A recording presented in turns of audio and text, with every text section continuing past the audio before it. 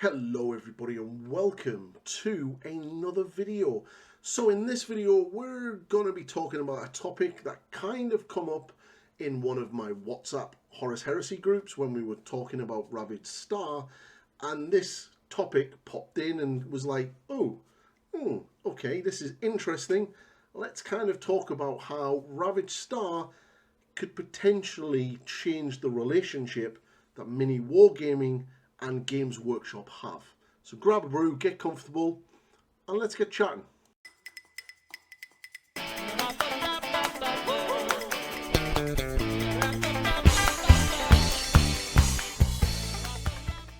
So that's right, Miniwargaming and Games Workshop are kind of heading head to head into a situation. And that's not like blowing this out of proportion, it kind of is. So if anyone doesn't understand what's going on, Miniwargaming are, or were, YouTube content creators. They made battle reports mostly about Games Workshop products. They are a part of Games Workshop's partner program, meaning Games Workshop sends them product to review and make content about.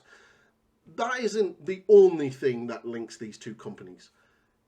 Miniwargaming, when they moved to the bunker, kind of built the bunker and designed it with Games Workshop's IP involved. So if you look at their studios, a lot of the studios, as far as I'm aware, up until I stopped watching them, were all themed around Games Workshop's IP. There was a Mechanicus one, there was an Age of Sigmar Realmgate studio, there was another 40k type one. And the bunker rooms upstairs, which is basically their hotel, also had that Games Workshop IP aesthetic.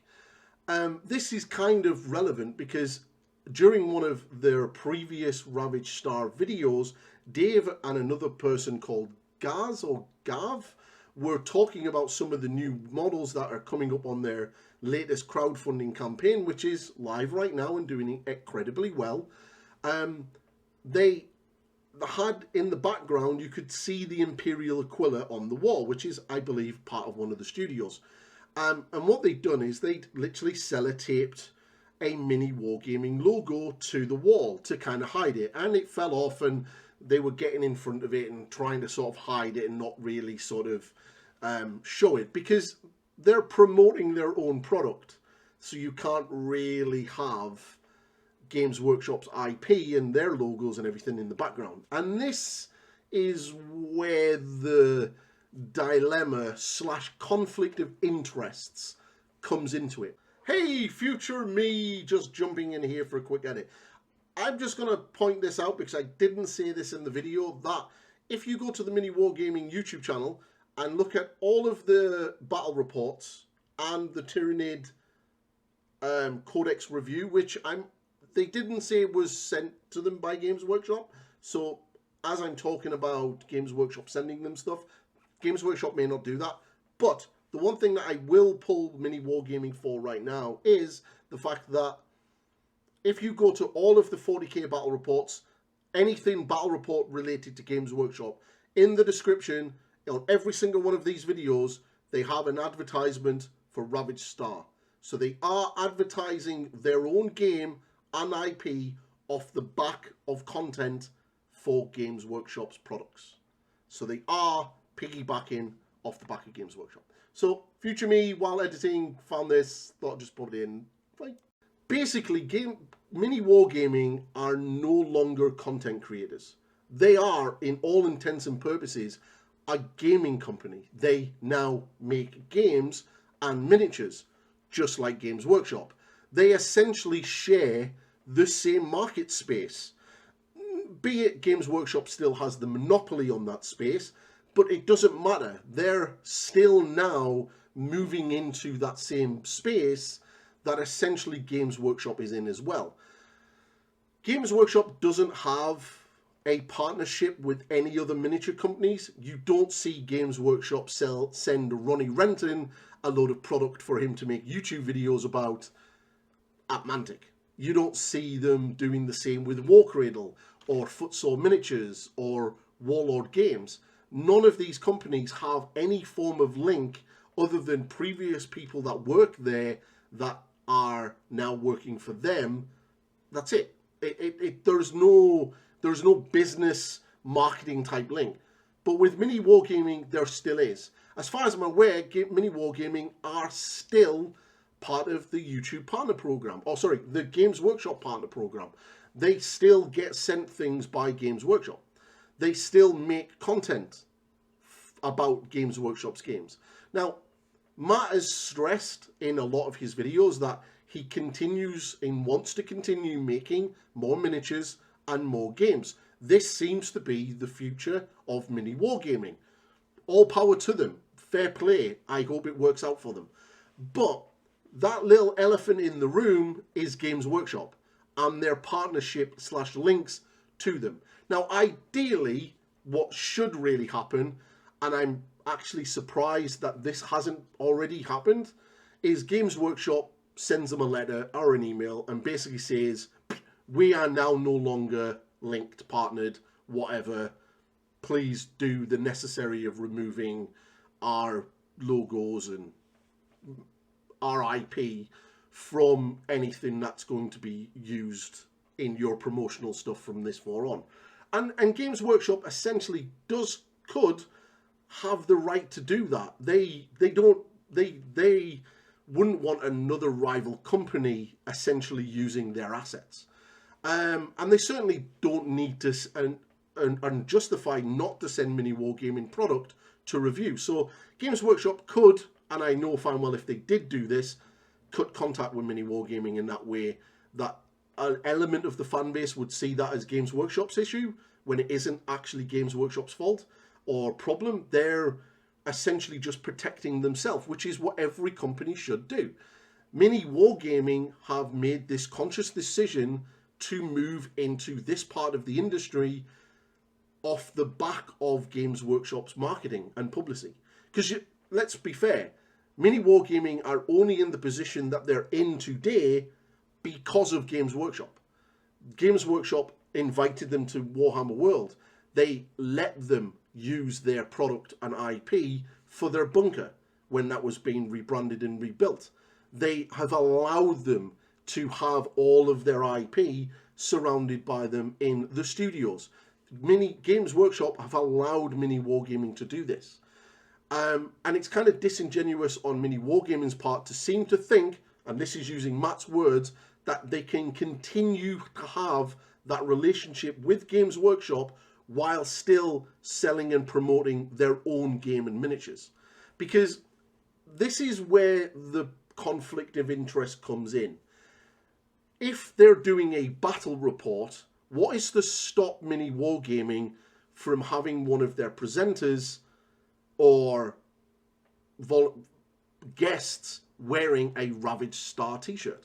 What is stopping Mini Wargaming from doing a battle report and having Dave turn up with his Veil Star Not Chaos Space Marine miniatures to play a game of 40k while talking about how amazing these cool miniatures are that are his and how cool and another game that they could be used for? What is to stop them from using their other new miniatures that are currently on campaign in battle reports during 10th edition battle reports? What is to stop them from having a banner in the background? Nothing. They essentially can still promote their game while doing the stuff for Games Workshop, which is kind of, it's not like when you see other YouTube doing it, it's like, we're going to paint a miniature and it's like, we're painting this new Tyrannid miniature, but we're using Vallejo paints. Sometimes you can sort of sit there and go, okay, fine, that's kind of a dig at Games Workshop. It's like, your paints aren't good enough anymore that these ones are. But that's fine because they're YouTube content creators, and YouTube content creators will kind of do things like that. Like Ninjaron is a perfect example. He makes a really, really obvious clickbait title on a video like Games Workshop has lost the 3D printing war. When in reality you watch the video, it has nothing to do with Games Workshop. It is talking about a 3D printer, an 8K resin 3D printer that he's been sent and is kind of showing off and talks about how 3D printing may be a thing that Games Workshop needs to worry about, but isn't really, because Games Workshop has really talented sculptors, and that's the missing link that a lot of 3D printing enthusiasts forget about when they talk about 3D printing bringing down Games Workshop. Because it's not the technology that's the thing. It's the people making the files and the miniatures that are the talent that really is the ones that sort of drive these sales. So YouTubers do these things. Mini Wargaming as essentially has kind of used Games Workshop to promote Ravage Star already. They did it with their first set of miniatures. They've kind of done it now. They constantly talk about Games Workshop and 10th edition, sometimes in a negative way, sometimes in a sort of like, we don't really want to bash Games Workshop or say anything negative about their games, and then give a reasons why they don't like certain things. This is where the conflict of interest comes in. And this is where that sort of grey area of, there is an issue, and at some point, these two companies are going to have to break away. You don't see Warlord Games do it. When they promote things like Beyond the Gate of Antares, the only real reference to Games Workshop and 40k was that Rick Priestley wrote 40k. That's it. After that, it stopped. They didn't talk about Games Workshop anymore. They focused on the game and the IP that they were trying to sell to you, the customer. Mantic Games don't do it either, apart from the occasional jab at Games Workshop, especially when the likes of Warhammer Fantasy Battle collapsed.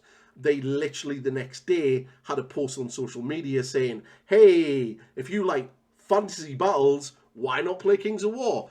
That's a little bit of fun, and it's a little bit of a dig at former colleagues, because a lot of these guys worked in the same company. There's a little bit of a difference from actively promoting Games Workshop, like Mini Wargaming currently do, and still promoting their new product at the same time. It's very unfeasible for Mini Wargaming to have any form of partnership with Games Workshop going forward, because they are essentially now a rival games company. And Games Workshop don't really have a history of playing well with others when it comes to sharing hobby spaces. You know, they don't really like it. So I can't imagine Games Workshop are massively impressed that they've done this. And I can't imagine their marketing team are overly impressed that Dave and Matt are running around on YouTube, on their channels and on other people's YouTubes, while using essentially their links to the Games Workshop Partner Program. And Dave has done that as well. If you look at a lot of people that he's promoted Ravage Star through, a lot of these content creators he's met through, especially the British ones, he's met through the Games Workshop Partner Program, likes of Vanguard Tactics, Warhammer Girl, and to name a few. Now, there's going to be outliers there that they're just going to be big, like Duncan and Preachy and stuff like that. But a lot of these people Dave has met through conventions while being there in the capacity of being an influencer for Games Workshop. And this is the conflict of interest. So what I would love to see Mini Wargaming do is cut ties with Games Workshop now. Just stop. Just still make battle reports, but don't do the review or don't accept product from them. Literally cut that straight away. Leave the partner program. And basically go hard on their IP and their games. Double down. Don't use Games Workshop as a marketing tool. Use your own. You let your miniatures stand on their own 2 feet. Let your game stand on their own on its own merits. Go for it. Literally double down and do what every other company that has survived and has carved out their own little chunk of the market has done before. Don't use Games Workshop. That's kind of silly. What I would love Games Workshop to do is basically cut ties with Mini Wargaming and allow them to just do whatever they're going to do, because they always are.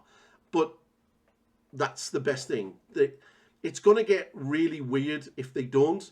And the one that gets hurt the most is Mini Wargaming, because Miniwargaming, at the last time I checked, has something like nearly 450 subscribers.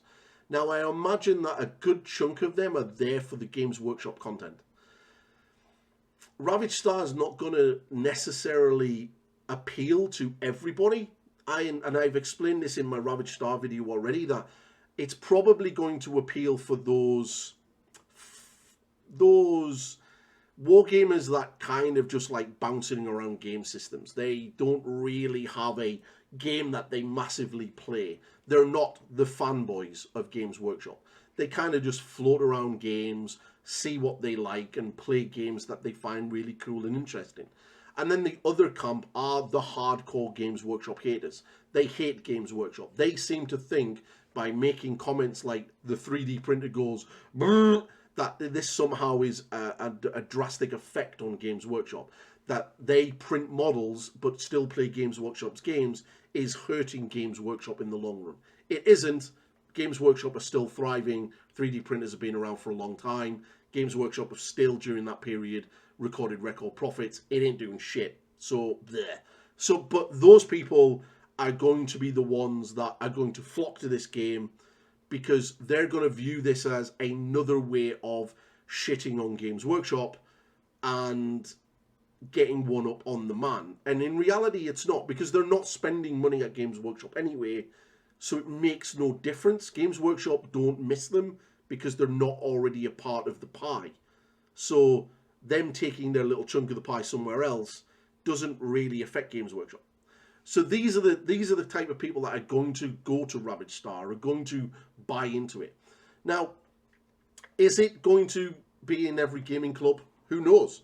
I can speak from my gaming club that not many people are interested in it, and nobody really has bought into it. Anyone that's looked at it is when, meh, I might as well just play 40k and buy Games Workshop miniatures, like I have done for years. And that's going to be the general mentality in most places.